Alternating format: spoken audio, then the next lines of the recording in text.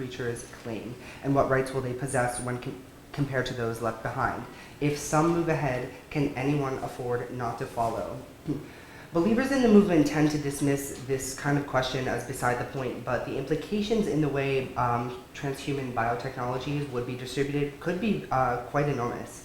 I think the contemporary dissemination of pharmaceutical drugs in the global economy is a really good analogous example to this. Life-saving drugs are currently developed in the world's wealthiest nations, primarily in the US, and after they are approved for prescription, they go through a slow process of availability down through socioeconomic ranks. So it really depends, like the better health care and health insurance you have, the earlier you will have access to life-saving drugs. So for people who are living currently in the global south, who either don't have health care or who have very poor health care, this can mean that you either will never have access to them or it will take you a very, very long time to gain access to them. And the problem with this status quo is that in order for drugs to even reach those low-income markets in the global south in the first place, is that the development of a generic version of the original drug must be either paid for by the pharmaceutical company under an international agreement, or capable laboratories in the nation where the drug is in demand must develop generic versions themselves, possibly risking intellectual property violations. In a recent New York Times article regarding the sale of life-saving drugs in India, for instance, the journalist wrote, "The debate over global drug pricing is one of the most contentious issues between developed countries and the developing world.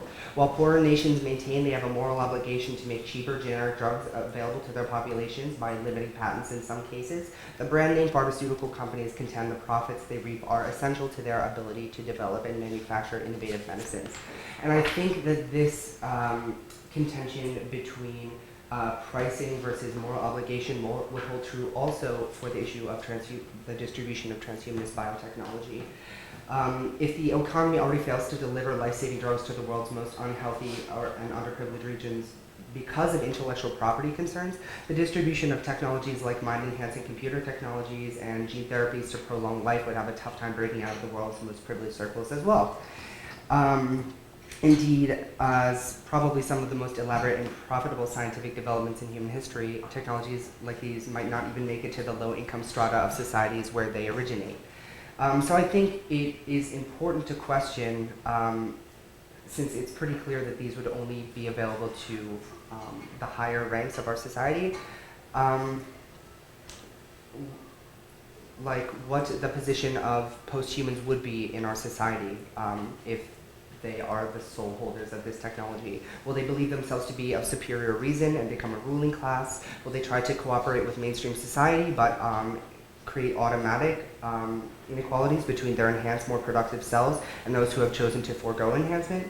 The Encyclopedia of Bioethics sums up these issues in a way I think is really effective. They say, one likely consequence of this is that multiple communities will develop that adhere to certain values and agreed upon levels of technological modification. But as some groups may choose lesser degrees of enhancement, they run the risk of becoming ghettoized or restricted from other goods of the larger society that they may still desire. While some transhumanists are quite clear that they do not wish to force their desires for enhancement onto others, as a group or even as individual scholars, they have not satisfactorily resolved how tolerance will be maintained both within and outside their communities of choice. In fact, some transhumanists already display belligerent attitudes against skeptics and dissenters. And I'm going to kind of focus on a little bit the ecological aspects of transhumanism and how increasing population growth will affect the ecosystem in general, and kind of read some things that we wrote about that. So the three hazardous fallacies appear to be widespread among the transhumanist movement with responsibilities related to population growth are environmental deterioration and resource depletion.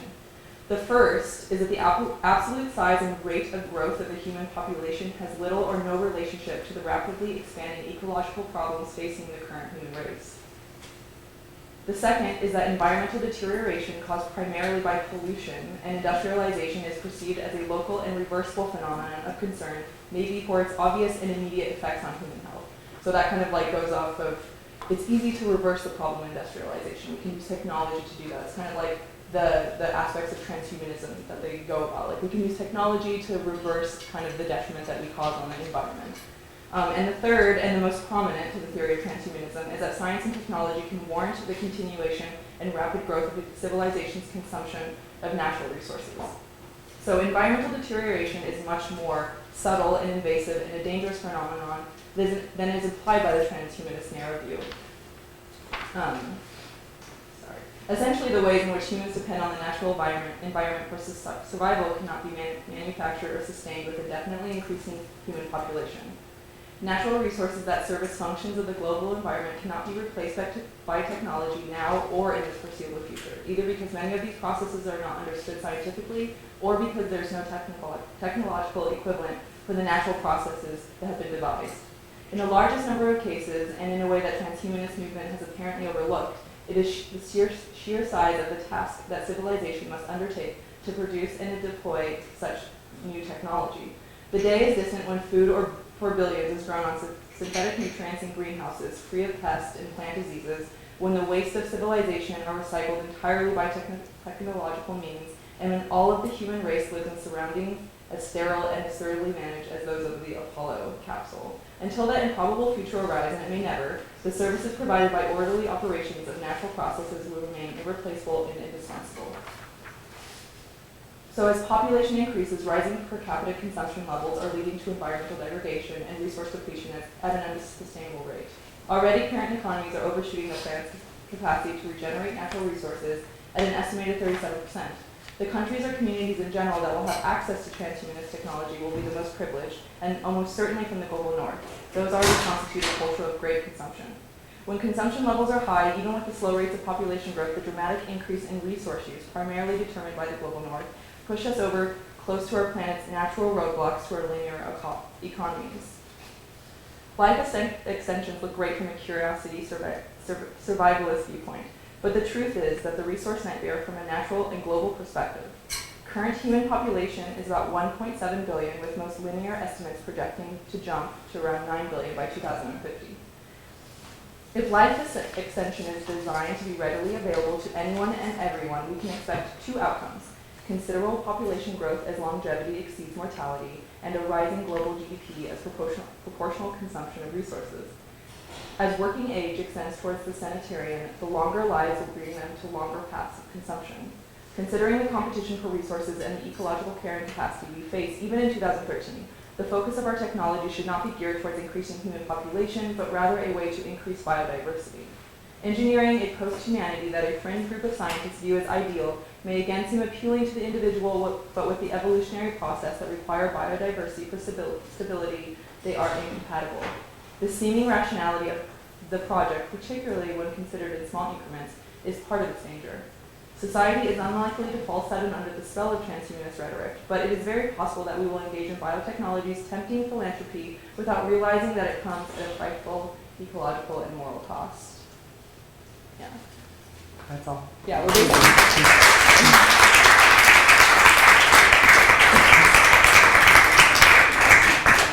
We have time for one question. Yeah. So I had a sort of general question, but it's kind of twofold. Firstly, I was wondering if it's in general like the principle of using technology or medicine to prolong life that's the issue. Like, do you believe nature should be allowed to run its course in general, such as things like cancer research? Do you believe those sorts of things are also in that purview of like transhumanism? And also, you were mentioning access. I was wondering if that issue were addressed such that it was no longer, that inequality would not be the issue, would that still be something, would you still consider that like morally inadvisable, I suppose? Sure, great question. To answer the first part of your question, no, I guess kind of the intentional prolongation of life is implicit in a lot of biological research, like for instance you mentioned cancer research, but and that's not something we view as morally inadvisable. We believe that kind of the philosophical line should be drawn when you're up to the point where you're bringing people who have severe ailments or are underprivileged by, for instance, their access to food or sanitation or something like that, to a species normal level. So giving everyone the ability to die of, as they say, like old age, so not like by starvation or by disease, but by living out their full natural, healthy life. However, when you move beyond that and you're trying to push people using like gene therapy and computer technology to live past like 110, 120, 130, since this is very unnatural and would never occur without technological intervention, that is what we view as being kind of morally inadvisable. And to answer the second part of your question, if you take out the inequality aspect, that was kind of something we tried to address in the paper in terms of the ecological problem. Because if you designed a transhumanist technology that was suitable for 7.1 billion people, you would still have 7.1 billion people aging up past like 100 or 110 years old and continuing to be heavy consumers past that point. And the ecological impact. Yeah, and just really quick to follow up, like one main critique we have of that entire movement is yeah, sorry, you kind of actually addressed it. Is kind of the ecological impact that we have of it. Wouldn't you argue that we are living to the point we can die of old age because of technology in general? Like some 50 some odd years ago, our lifespan was considerably shorter. Yeah, that is something we have considered, and since the kind of elongation of life we already have has already brought us to a point where we have aging populations, which again becomes an ecological problem and like a social, like economic, social program management problem.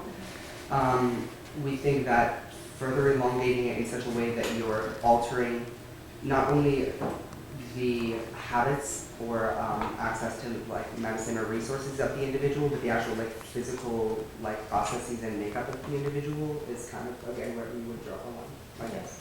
Yeah. If that makes sense. Yeah, we just want to kind of critique of like what like money and funding is going to go towards this movement and like to help eliminate disease, to help basically eliminate deaths, where all the like money and resources are being towards like funding for this type of project, where really like a lot of deaths has to do with very simple, throughout the world, very simple things like diarrhea, for instance, like or any type of cholera and like those types of health problems that are causing a lot of death for the majority of the planet is kind of like I would like to see research in medical to be geared towards more of that, as opposed to like having people live for 150 years or like having no chronic diseases. That's one of our main critiques as well. And I think ideally people could have access to it, but that's just again very ideal. We don't know how that actually will play out with that many people in the world. So it's important to be critical.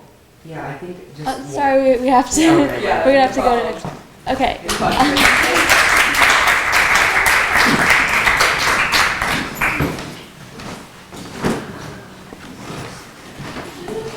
Our next presentation is James Pierce from UC Davis, presenting a new eternal flame, the preservation of identity through social media.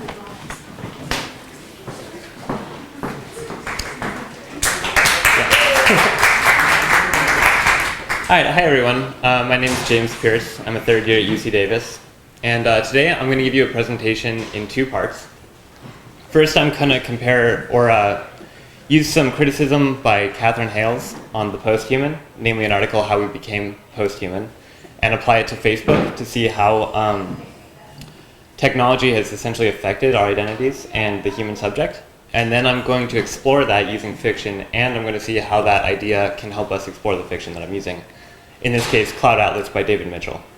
And I'll get more into what that book's about and how it's structured. Okay.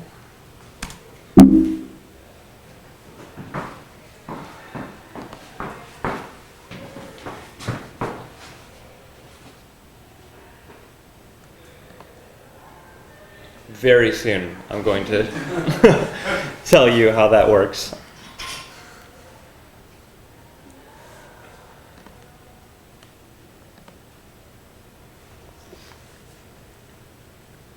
I have no clue how to work with a Mac. Okay. Probably Oh, slideshow. all right. And Okay. play from start. Okay, awesome. Excellent, okay. There we go. Okay, so the posthuman. first posited by N. Catherine Hales in her article, How We Became Posthuman in 1999.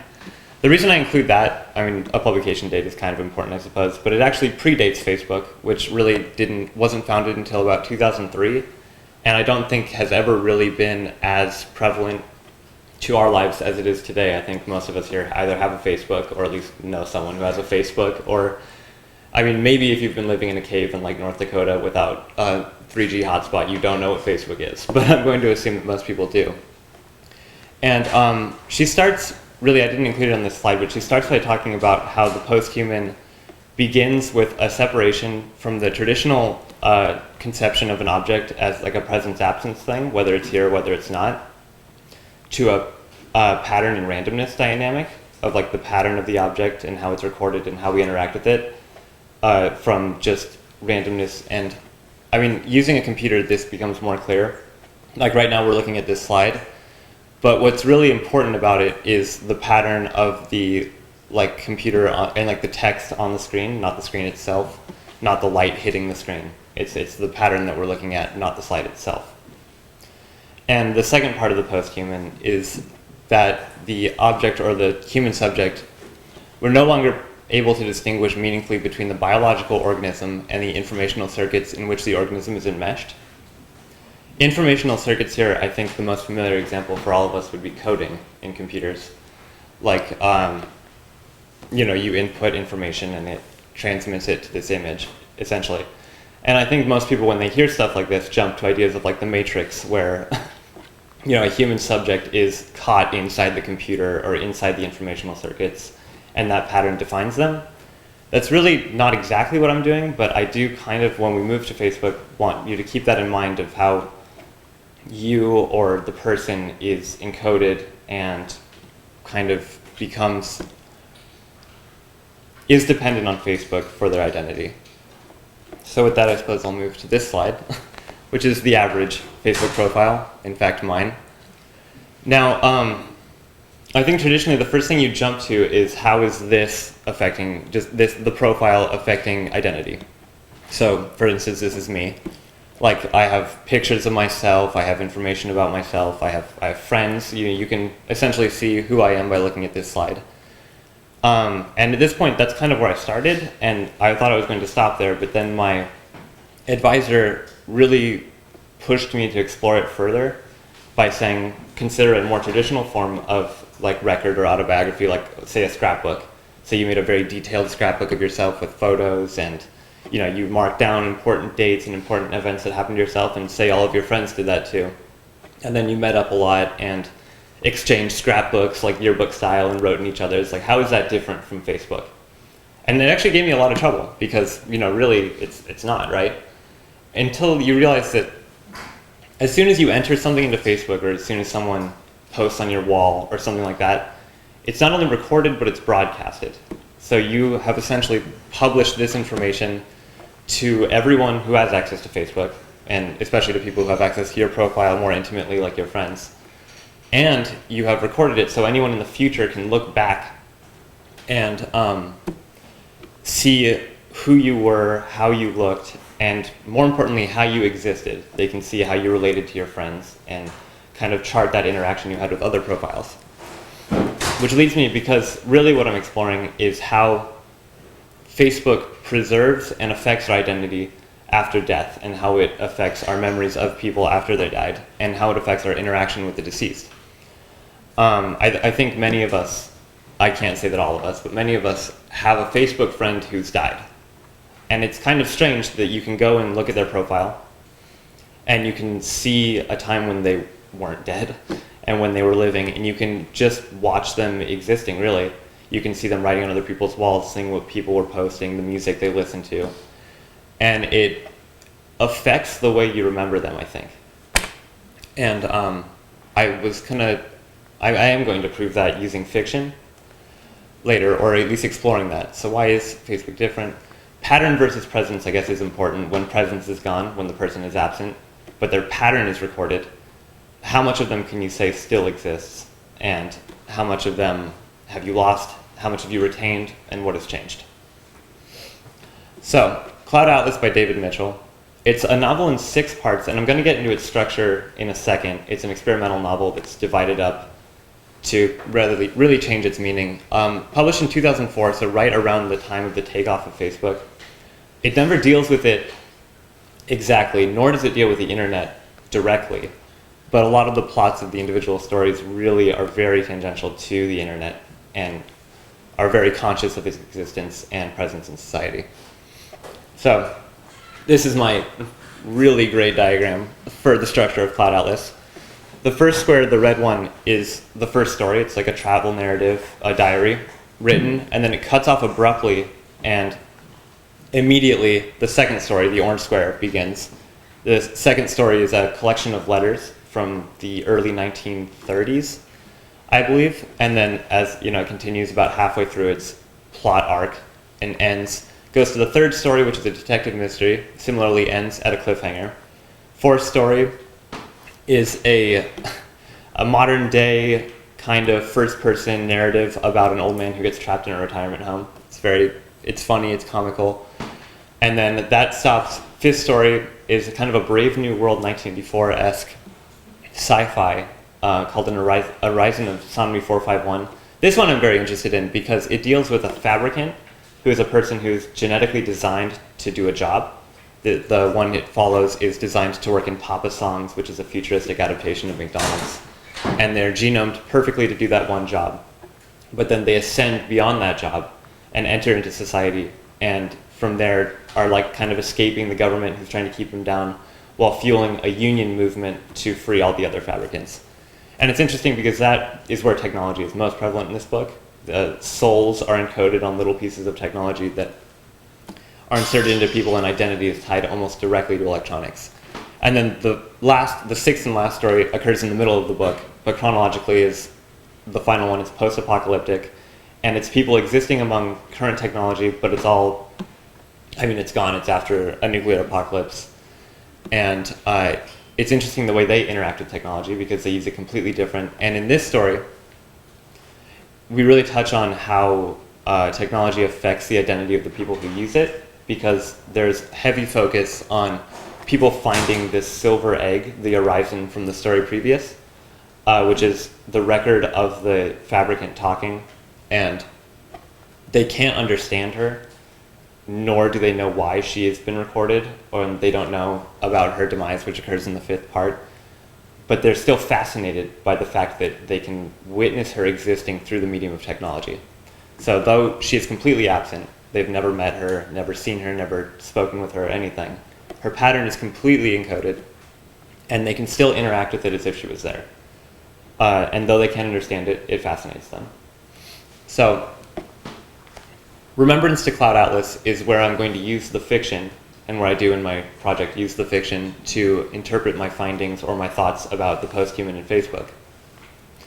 So Slush's Crossing is the last post-apocalyptic section, and that I just described. So that's the one where they have the egg, and this is fiction exploring what happens when technology is present but we aren't, and how do you react with that, how do you interact with it, and how does it change your conception of people who came before you. And then Horizon of Sonomy 451 similarly does that. Also though, I think we can take the technology and apply it back to the fiction and see how our experience with Facebook and social media and the internet and computers changes our reading of this book, which is separated into 6 distinct sections linked in one story, so linked physically, and also loosely linked plot-wise, but really not at all.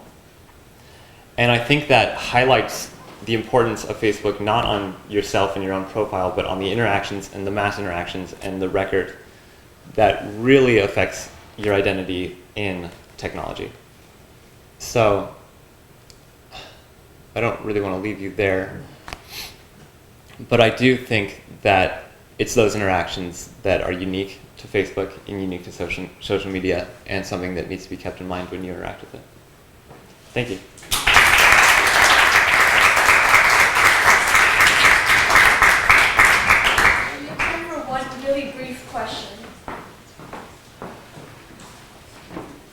All right. Can I ask a question about pattern and presence? Yeah, absolutely. Tell us more about Okay.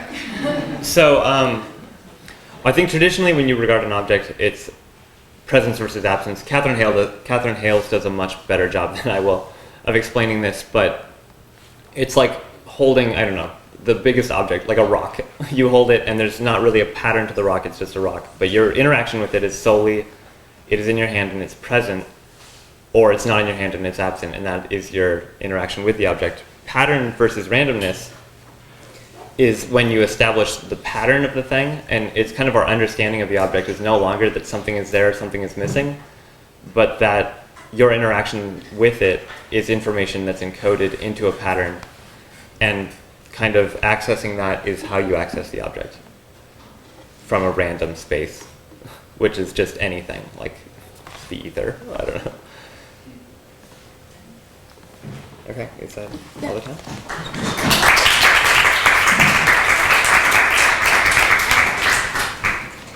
Now, please welcome Lindsay Dreizler doing Access Impediments to Drinking Water in California.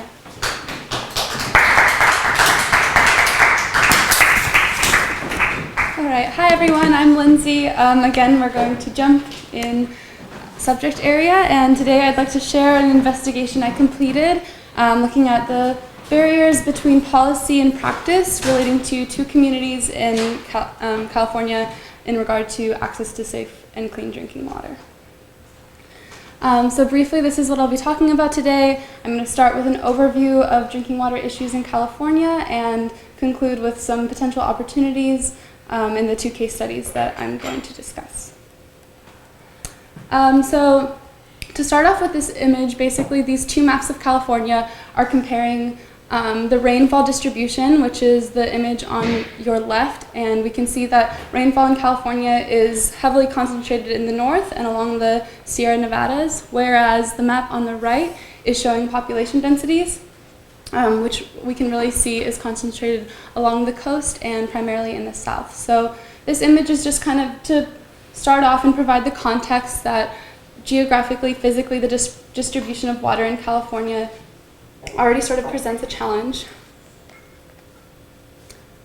So according to a report from the Environmental Justice Coalition for Water, which is a coalition of grassroots organizations across the state, over 80,000 households in California have some form of vulnerability in their water supply, which basically refers to the likelihood of a higher incidence of waterborne diseases. The coalition defines environmental discrimination as institutionalized actions which result in the disproportionate contact of environmental hazards to people of color and low-income communities. And they have identified potable drinking water in California as a concern of environmental justice.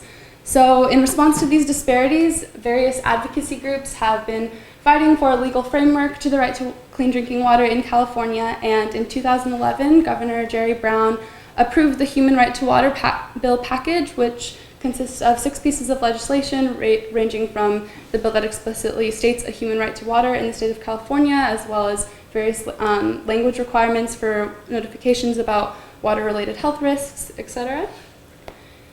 So the legislation that I decided to focus on is Assembly Bill 983, which basically grants 100% grant funding to severely disadvantaged communities in the state for water infrastructure improvement projects that are under $3 million, and in cases of specified findings, under $10 million for systems that serve under 10,000 individuals. The legislation defines a severely disadvantaged community as one that makes under 60% of the median household income in the state. So the federal legislative framework for this comes from the Safe Drinking Water Act, which was created in 1970, and eventually in California, in 1996, we created the Safe Drinking Water State Revolving Fund, which is the source of funds that provides the finances for these infrastructure improvement projects. So now to look a little bit closer at the communities. I focused on 2 communities, Alpa in the Central Valley, which is indicated by the blue dot, and Maywood, which is located in East Los Angeles and indicated by the green dot. So these are just sort of some stats looking at the characteristics of these 2 communities to diversify the investigation. I looked at one community coming from a rural area in the Central Valley, whereas Maywood is a densely populated urban area in East Los Angeles. I'd like to point out the population numbers for Maywood. I've seen in various news sources that number almost doubles when considering undocumented immigrants. So it's an incredibly highly populated area. And I also want to highlight the water distribution systems. In the case of Alpa last November, they were able to consolidate and become a community service district. So Alpa is considered an unincorporated area, which basically means it falls out, it doesn't have its own municipal governing body. So previously they relied on the county for services like water and garbage, etc. And then this last November they were able to become a community service district, which means basically they are able to pay taxes and get support from that body now. And then in Maywood, there are actually 3 different private mutual water companies, which essentially run and abide by and are created in the same way that any corporation is created. So basically the water distribution system is describing what type of governance is leading the water delivery. Okay, so now in the case of Alpa, my primary community contact was woman Sandra Mraz, long-term water activist, and she was able to provide me with information about the history of arsenic contamination. Basically, the arsenic comes from the landscape, and it is a known carcinogen associated with skin cancer as well as other types of cancer. And in 2006, the legal standard for arsenic in drinking water was lowered to 10 parts per billion by the state. But I would like to point out that this is something that's really unique to arsenic, but the health goal is actually much lower than the legal standard at about 0.004 parts per billion, which comes from the Office of Environmental Health and Hazard Assessment. And this is because arsenic is a carcinogen, basically any level of exposure does create a health risk. Okay, so some of the current measures that are taking place in Alpa, the community has looked for the potential to construct an arsenic treatment plant. They received $300,000 from Proposition 84, though the initial preliminary studies looking into the construction were conducted poorly and need to be conducted again. So really that project is in the pending phase and hasn't been constructed. As I mentioned, the community service district, really that's been a huge accomplishment for the community. Previously, there were also 3 different water companies responsible for delivering water to the community, and the community service district allows for the community members to vote in the water board that are representing the community's needs. Finally, an interesting potential measure for the community of Alpa is the Angiola Pipeline Project. So I spoke with the general manager of the Angiola Water District, and there's a community 5 miles north of Alpa where they've identified 2 wells with low levels of arsenic, and there's the manager, Mr. Hurley, is recommending a consolidation of the 2 communities. The water in Angiola is now being used to irrigate alfalfa for livestock feed, and if there was a way to create a pipeline and trade water between the 2 communities, that is another potential project for Alpa. Now to jump over to Maywood, my primary contact was Mr. Leonardo Vilcas, and he represents Unión de Vecinos, and he was able to tell me about the legacy of industrial contamination in Maywood. Industrial production began in Maywood in the 1920s and persisted through the war, and there's now in the groundwater is contaminants such as mercury, lead, trichloroethylene, manganese, that have all seeped into the groundwater and can be detected in the drinking water of the community.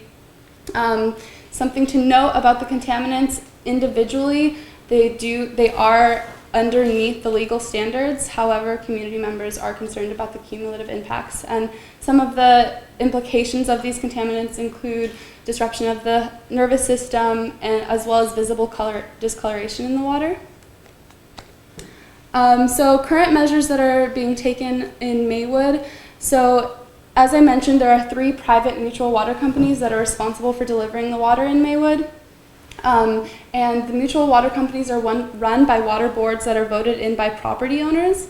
And this is a challenge for the community because over 65% of residents are renters, so they aren't actually voting in the people that are running these boards. So some of the actions community residents have taken, this is a picture of water collected from drinking water from community member homes who have taken these to state officials to show the discoloration in the water. And really Mr. Vilkas really emphasized the criticism of the fact that these water boards aren't representing the community's needs and aren't being voted in by community members. So they're looking for the potential to consolidate and create a public water district. So now kind of looking at the meat of this investigation, does this legislation have teeth? It was sort of exciting. I spoke to a woman from Self-Help Enterprises, which is an organization that provides technical support for grant writing for disadvantaged communities. And she did say that in at least one community, this funding is being seen in Community Service District Track 92, and it's being used to conduct a feasibility study for an engineering project, which this is a huge hurdle that disadvantaged communities often face for even just getting the funding for those feasibility studies. So that's great news. And then in relation to the two communities that I specifically looked at, Alpa, it seems there would be potential for this funding to support some of the potential projects. The Alpa does qualify as severely disadvantaged community, and there are projects that the funding could go to, though it's really, the legislation is also still relatively young and has not been seen yet. For the case of Maywood, this legislation would not be applicable. For one, Maywood is too large of a system, as well as the fact that many of the contaminants are under the legal standards, which kind of ties up legislators in providing that sort of support for infrastructure improvement projects. But I do want to note that the legislation has been really powerful in the sense that it establishes a legal framework to reference in terms of the right to clean drinking water. So some of the challenges that persist, for me, one of the most striking was awareness among the community members about the availability of these funds. My primary community contacts had not actually heard of the legislation, even though they're incredibly active in water issues. So they hear about the human right to water package passing, but some of the more detailed availability of grants and things like that really takes time to reach communities. Also, there's the challenge of operation and maintenance costs in the case of the potential arsenic treatment plant.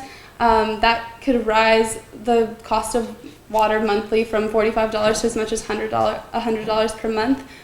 So funding really needs to be long-term and sustainable for these sort of projects. And I've alluded to some of the other challenges, and it's a little bit hard to see this text, but this is a notification that Ms. Mraz sent me that basically is saying, it is sent to the community of Alpa. Dear Alpa, we have identified arsenic in your water. However, there's no need to find an alternative source. So I think that's interesting to note out what sort of information these notifications are providing to community members. Potential opportunities, I think really would like to stress the importance of extending support in terms of grant writing and receiving access to these funding.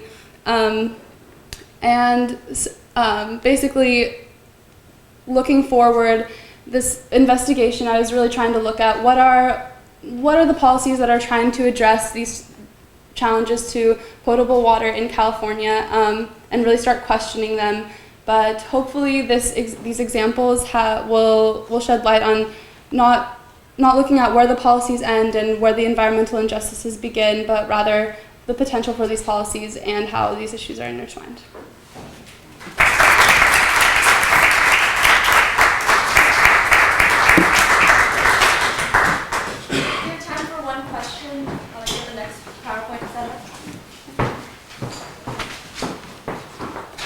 Yeah. I have a question.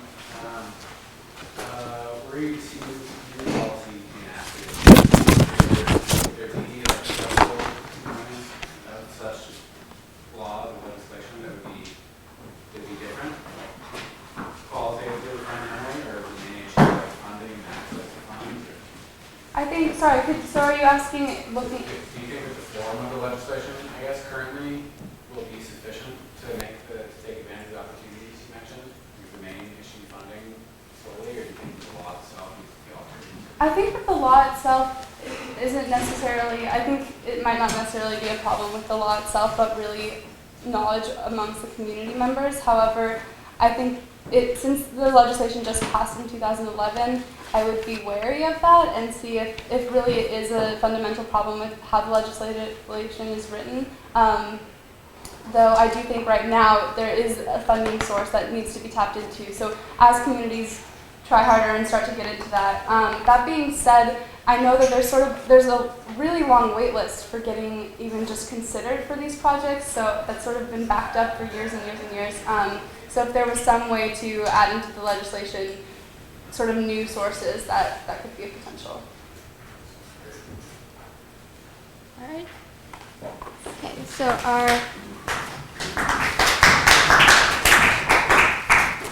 our next presentation is by Nicholas Ames. It's called In Small Things Forgotten, the Value of Archaeological Microdebris and Unraveling Dhiban's Imperial Past.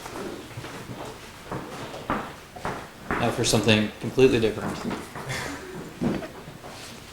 When I first heard this theme of the symposium as the intersection between science and society, my first thought was, but that's what archaeology has been doing for over 100 years. In fact, the post-question of what does it look like when fields or objects seen as distinctly different find company with each other is called, on a tangible level, a secondary refuse deposit in certain archaeological contexts. For archaeology is, at its core, a purely interdisciplinary field.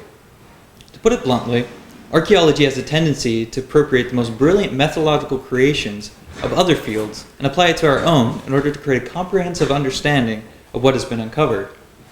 Granted, this is done primarily out of necessity, with archaeology being in the awkward position of being the only science that systematically and irreplaceably destroys the very thing that we are studying. Perhaps, though, this pack-rat model is the ideal way to conduct a collaborative science, for within science, perspective is a limitation as well as our biggest asset. My own research focuses on the how of archaeology, specifically how the types of artifacts we use in our interpretations impact our understanding of the past.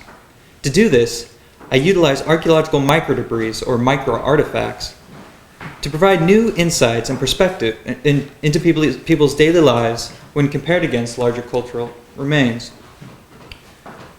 For this project, I conduct my research at the archaeological site of Dhiban, Jordan, which is located in the central part of western Jordan. The site is perhaps best known for being the capital city of the Iron Age polity known as Moab, ruled by King Mesha. It is also known for its brief mention in the Hebrew Bible where, in 2 Kings, Mesha's revolt against the Israelites is narrated. Archaeologically, the site is known for bearing the Mesha stele, which is a long inscription carved in polished basalt that was rediscovered in Dhiban in 1868, declaring victory in the battle against the Israelites and proves to be one of the few non-biblical references to a biblical event. The site, as with most of the Levantine region, encompasses an extremely long period of repeated habitation, occupied intermittently for almost 5,000 years by both local and foreign political entities, beginning around the Bronze Age, which is about 3000 BCE, and continuing into the present. My study focuses on a multi-phase Middle Islamic domestic occupation from the archaeological site, dating to the 13th to 15th centuries CE. So what exactly is microdebris? Physically classified, microdebris is a component of the heavy fraction of materials collected from an archaeological locus, which is itself sampled and processed through a system of flotation.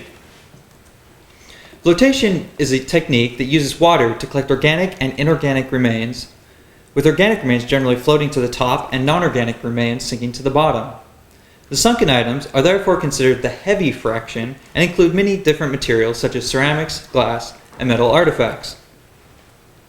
The next step puts this material through a series of standard U.S. geologic sieves and identifies debris down to approximately 4 millimeters in size, keeping, but not analyzing, any smaller residue. The microdebris, then, is the material less than 4 millimeters in size that is not included in the standard practice of heavy fraction analysis. The reason recovery of this type of microartifact is important is the complexity of the history of this region, which requires a much greater detailed system of analysis than standard practice for interpretation, such as what is represented exclusively in larger artifacts. The propensity of microdebris to escape domestic cleaning, sweeping, and post-depositional activities, an effect known as the McKellar hypothesis, results in an unintentional patterning of human behavior in specific site areas. As Stephen Weiner notes, the distribution of microartifacts may therefore better reflect the manner in which the area was used. Furthermore, Dunnell and Stein show that microartifacts are not simply smaller versions of larger artifacts, but contain different information about the archaeological record than do macroartifacts, which should actually be 1989, not 1982. If such a high-resolution approach is so obviously beneficial, then why don't archaeologists always include microdebris in their analysis? There's a popular misconception by many researchers that the cost and time required for this type of analysis exceeds the worth of the information gained. The premise of my undergraduate honors thesis, from which this presentation draws, works to dispel these notions and gauge the real cost-benefit of this analytical technique. Logistically, to conduct this project, 16 microdebris samples were selected from the 104 analyzed heavy fraction samples. The total samples were then weighed, measured by volume, riffled, which is a machine that randomizes the sample, and then subsampled for analysis. In total, I counted 11,119 items of interest, either being an ecofact or an artifact, distributed within the 16 samples, with 2,469 of these occurring in the 2 millimeter and 8,650 in the 1 millimeter material. The majority of the 16 analyzed samples came from floor or surface deposits, with one coming from a bin feature and another from a taboon. What this study has found is that there's different types of artifacts present between the micro and macro sample sizes. For example, whereas marine taxa, such as fish and crab, are relatively absent in the larger fraction sizes, their presence increases in the smaller fraction sizes. Similarly, eggshell is nearly absent in the larger fraction sizes, yet is nearly ubiquitous in the 2 millimeter and 1 millimeter fraction sizes. Conversely, ceramics dominate the larger fraction sizes, yet seem to taper off among the 1 millimeter and 2 millimeter materials. Looking specifically at the presence of fish remains within these samples, we see as many fish remains appearing in the 1 millimeter and 2 millimeter sizes only as we do in the entirety of the 16 assorted larger fraction sizes. Even considering what does appear in the larger artifact, with one exception, the large fish remains falls within the 4 millimeter size group, which in the scope of things is still relatively small. What you should be thinking right now is, hold on a sec, fish in a desert? As it turns out, despite the arid location, crabs and fish are readily available in the local landscapes, with modern freshwater crab populations existing less than 10 kilometers from the site. Although dry today, the past environment likely had crabs living directly adjacent to Dhiban's own wadi or canyon. Other possible freshwater sources include nearby wadi systems such as the Wadi Haydan or even as far as the Jordan River. The beauty of the remains of food systems is that we can also place the presence of these minute fragments into the geographic and political economic context of the ancient Near East. Dhiban is located directly on top of the King's Highway, one of the main north-south trade routes that ran from Aqaba to Damascus, present as early as the Middle to Late Bronze Age. Because of this routinely accessible and persistent trans-Jordanian structural fluidity, at least a portion of the trade that was occurring at Dhiban would have been with the caravans traveling along this major route. The presence of marine shell at the site indicates an oceanic origin. The question lies in which one. Taken in turn, though small trade did occur around the Dead Sea in the form of bitumen, salt, dried desert fruits such as persimmon and dates, as well as freshwater resources collected from tributaries feeding into the sea, harvesting from its waters would have proved to be more of a hindrance than a benefit in the case of economics. This is due to the size of the sea in terms of the landscape's impact on social and economic development, and the deadly content of the water with an average salinity of 33.7%. To put this into perspective, this is 8.5 times saltier than the ocean, which is an average of 3.5% salinity. Beyond the presence of marine shell appearing frequently in the microdebris samples, there's also solid evidence of other trade items at the site coming from the Red Sea during this time, which, to give you an idea, that's about 300 kilometers or 168 miles to the south, which, according to Google Maps, is approximately a 61-hour walk.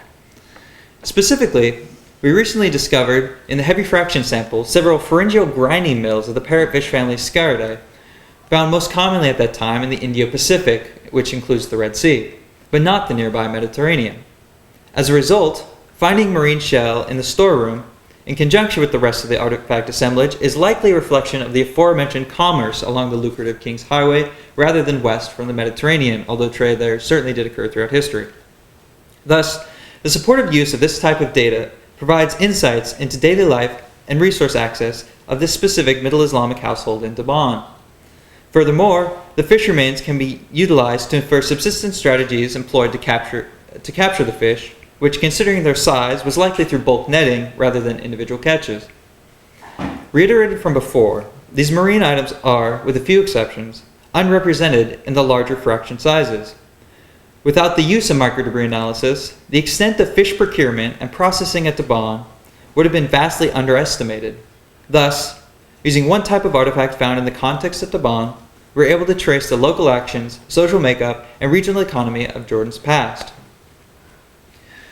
While I am unable to present to you more extensively this type of microanalysis in conjunction with other sources of investigation under the time allotted, you'll have to have confidence in me when I tell you that through the use of geology, botany, geography, chemistry, history, ethnography, oceanography, and many more fields, the amalgamation of techniques employed during an archaeological investigation allow for a more nuanced reconstruction of the types of activities that make up the daily social, economic, and political experiences of our ancestors.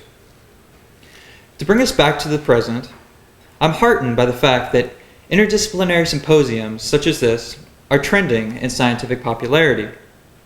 Cross-disciplinary collaboration, as seen in archaeology, should be the norm of scientific practice, not as exceptional. We should be actively aware of what social and scientific fields are conducting around us, because, in most cases, as demonstrated today, you'll almost certainly be able to learn something about your own research from the research of others. And if not, well, you'll still be getting a really good conversation. Thank you.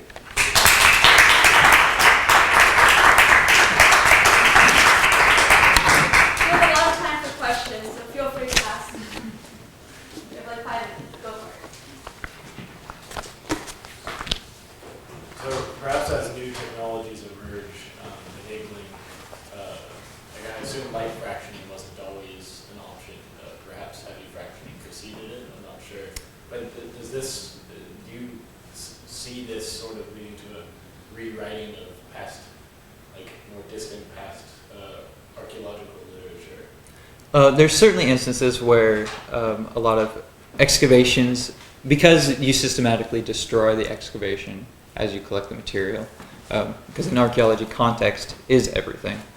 A lot of excavations collect samples that they'll then save and not analyze for future techniques if there are, because they know that technologies will be developing where certain types of analysis that aren't plausible at this point can go back and be conducted at the site. So there certainly are instances where we have to account for that. And there are constantly technologies developing, paleoethnobotany, PEB, the analysis of the light fraction, the botanical remains that are coming out of the flotation process, is a more recent field. Unfortunately, people are realizing the potential of using it to reconstruct the agricultural and just the plant diet that people were having, as well as what types of plants were going on in the environment, so you can do environmental reconstruction that way. And there are techniques, even for microdebris. I was at a conference a few weeks ago, and one of the papers that I listened to, they were talking about developing a scan, some sort of digital scan of where you just lay out the microdebris, and then it will tell you what artifacts and how many artifacts are in there. The issues with that is that a lot of it is based on experience or a sort of subjectivity of the researcher itself, because a lot of this is on gradients. One of the artifacts that we are analyzing is called chaff-tempered clay, and we also have burnt chaff-tempered clay. And what differentiates chaff-tempered clay from burnt chaff-tempered clay is usually based on a subjective perspective. So there are issues with that, but there are certainly kind of an attempt to preserve, because there can be a rewriting, but rewriting in the archaeological sense is where you won't actually rewrite. You'll just have a different understanding of the site going on, because of a very limited amount of items are actually preserved in the archaeological record, but it's better than nothing. Sorry that I just kind of came in the tail end of that, so I think you all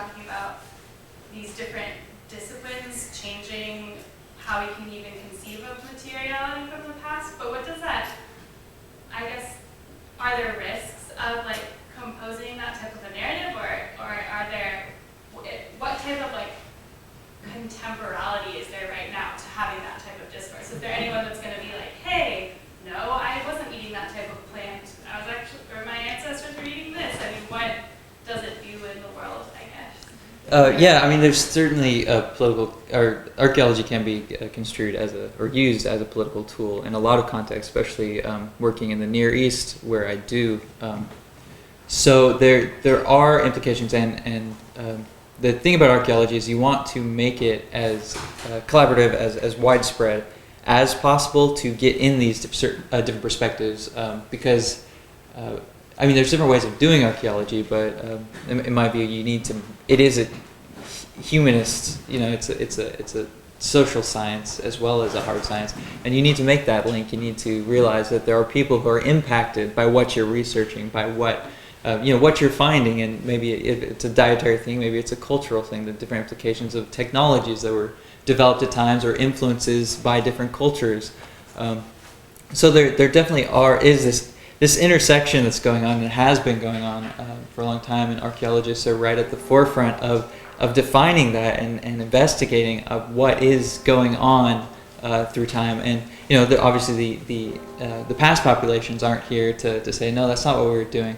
But there are modern populations, and there's even though they're not directly linked to the site that we're working on, there is a community, a local Dhiban community, a tribal group called the Beni Hamida, who are impacted by our archaeological development, not in the sense of what we're uncovering is impacting them as much as it would in a general national identity for people in that area, but archaeology as bringing economy or some sort of employment base to those economies. So there's that aspect as well, right? You have archaeology as a physical presence of providing jobs and resources to the community. So I don't know if that That's really good. answered your question. Yeah.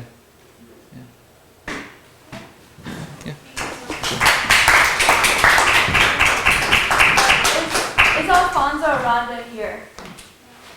Hopefully he's all right. Okay. In that case, we'll take a 15-minute break, and then we'll have a really good presentation by